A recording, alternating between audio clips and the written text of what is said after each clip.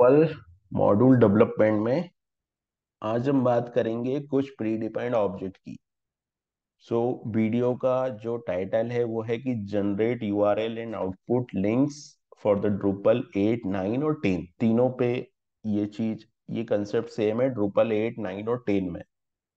तो URL generate करना है और एक हाइपर लिंक हमको जनरेट करना है, तो हम लोग किस तरीके से उसको जनरेट कर सकते हैं उस पर हम देखेंगे। ये प्री डिफाइंड क्लासेस है, कुछ प्री डिफाइंड क्लासेस है, कुछ प्री डिफाइंड ऑब्जेक्ट है जिनकी हेल्प से हम लोग यूआरएल बना सकते हैं और एक हाइपर लिंक जनरेट कर सकते हैं ड्रूपल के अंदर। तो अ, अगर जैसे यहाँ पर आप देख रहे हो ये एक बटन आ रहा है, ये बटन पे ये बटन है, ये बटन मैंने इससे जनरेट किया है। तो हम लोग चलते हैं कोड में और कोड में जाके हम लोग देखते हैं कि किस तरीके से हम लोग इस टाइप के बटन जनरेट कर सकते हैं। तो यहाँ पर मैंने मेरा जो कस्टम मॉड्यूल था उसको ओपन किया है और इस कस्टम मॉड्यूल में ये डीएमडी वाला जो कस्टम मॉड्यूल है इसमें मैं सबसे पहले राउटिंग डॉट वाईएमएल फाइल में गया और मैंने एक राउटिंग क्रिएट कर दी यहाँ पर डीएमडी यूआरएल टेस्ट के नाम से। और यहाँ पर मैंने एक फंक्शन बना दिया यूआरएल टेस्ट। ठीक है। अब ये फंक्शन कहाँ है, तो एसआरसी के अंदर गया, कंट्रोलर के अंदर गया और यहाँ पर फाइल डाउनलोड डॉट पीएचपी में गया और यहाँ पर आपको एक यूआरएल टेस्ट फंक्शन मिलेगा। ये यूआरएल टेस्ट फंक्शन है। ठीक है। अब देखिए यहाँ पर मैं कुछ ऑब्जेक्ट्स यूज कर रहा हूं। मैंने एक सर्विस कॉल की रिक्वेस्ट स्टेक, है ना।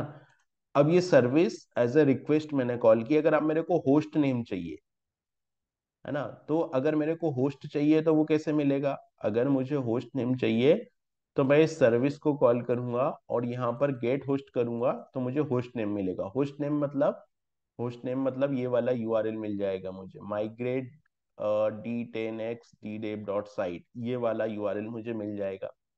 तो अगर आपको होस्ट नेम की रिक्वायरमेंट है तो आप इस सर्विस को कॉल करके और ये गेट होस्ट फंक्शन को कॉल करके यहाँ से आप होस्ट का पता कर सकते हैं। अगर मुझे यहाँ पर ये देखना है कि ये HTTP है या HTTPS है, तो मुझको इससे पता चल जाएगा गेट स्कीम से कि ये HTTP है या HTTPS है। जो भी है वो मेरे को इस फंक्शन से पता चल जाएगा। अब अगर मुझे पूरा यूआरएल चाहिए, पूरा यूआरएल यानी कि ये पूरा यूआरएल जो है वो पूरा फुल यूआरएल चाहिए, तो मैं इससे फुल यूआरएल भी ले सकता हूँ। इससे मुझे फुल यूआरएल मिल जाएगा। राइट। अब और अब मान लीजिए मुझे अगर रिक्वेस्ट यूआई चाहिए। रिक्वेस्ट यूआई का क्या मतलब है यहाँ।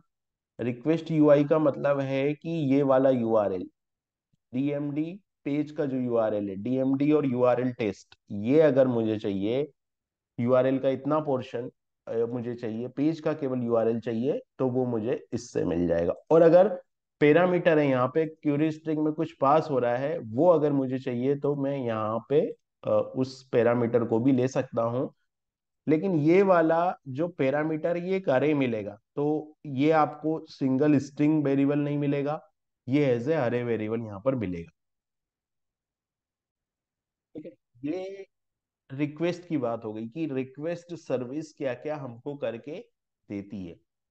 अब अगर मान लो मुझे रिक्वेस्ट सर्विस से तो आप यूआरएल से रिलेटेड सारी चीजें निकाल सकते हैं। जैसे हम लोगों ने देखा कि अगर मेरे को फुल यूआरएल चाहिए या होस्ट चाहिए या पैरामीटर चाहिए या पेज का यूआरएल चाहिए, ये चार पांच चीजें हम लोग इस सर्विस के ऑब्जेक्ट से ले सकते हैं। अब हमारा नेक्स्ट सर्विस का ऑब्जेक्ट जो है वो आएगा कि मैं यहाँ पे जाके यूआरआई, देखिए यहाँ पर मैंने दो यूज स्टेटमेंट यूज किए हैं, एक यूआरएल और दूसरा जो है लिंक। ये दोनों ही कोर ड्रूपल की क्लासेस है। ठीक है, ये दोनों क्या है, ड्रूपल कोर की क्लासेस है। और इन दोनों की हेल्प से यहाँ पर अब यूआरएल क्या करता है। तो देखिए अगर मेरे को जैसे यहाँ पर ये वाली लाइन है, ठीक है, अगर मेरे को यूआरएल जनरेट करना है तो मुझे यहाँ पर राउटिंग पास करनी, तो यूजर डॉट लॉग आउट में मैंने यहाँ पर राउटिंग पास कर दी। तो ये क्या करेगा, यूआरएल जनरेट करेगा यूजर लॉग आउट जो होता है उसके लिए। फिर मान लीजिए मैंने यहाँ पर करंट पास कर दिया, तो ये यूआरएल जनरेट करेगा और जो पाथ होगा वो क्या होगा, करेंट पेज का पाथ होगा।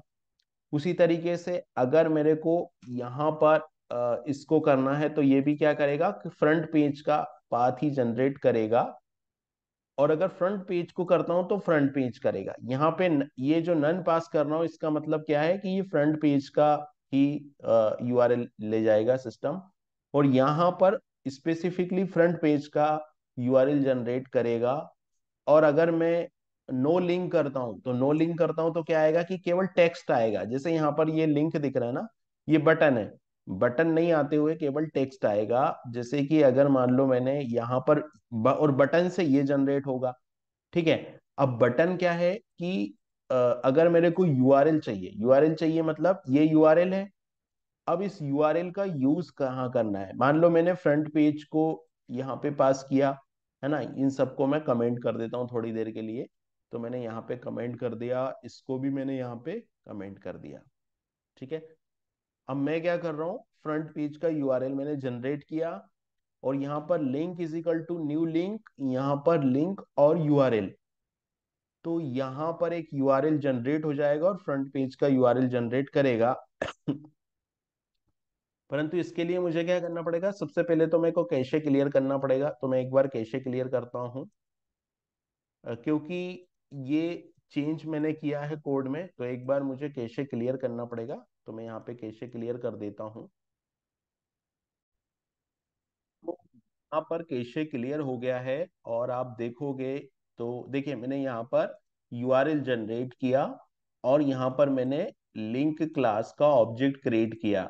तो dollar link is equal to new, और यहाँ पर इस यूआरएल को मैंने पास कर दिया जो कि फ्रंट पेज का था। उसके बाद में मैंने यहाँ पे रेंडेबल फंक्शन को कॉल किया, और यहाँ से मैंने इस ऑब्जेक्ट को रिटर्न कर दिया। तो आप देखोगे कि ये कोड आ रहा है, और यहाँ पर आप देखोगे ये फ्रंट पेज को पॉइंट कर रहा है। तो इस तरीके से हम लोग यूआरएल जनरेट कर सकते हैं, यूआरएल ऑब्जेक्ट का यूज कर सकते हैं, हाइपरलिंक क्रिएट कर सकते हैं, और जो रिक्वेस्ट ऑब्जेक्ट है उसका यूज यहाँ पर हम लोग कर सकते हैं।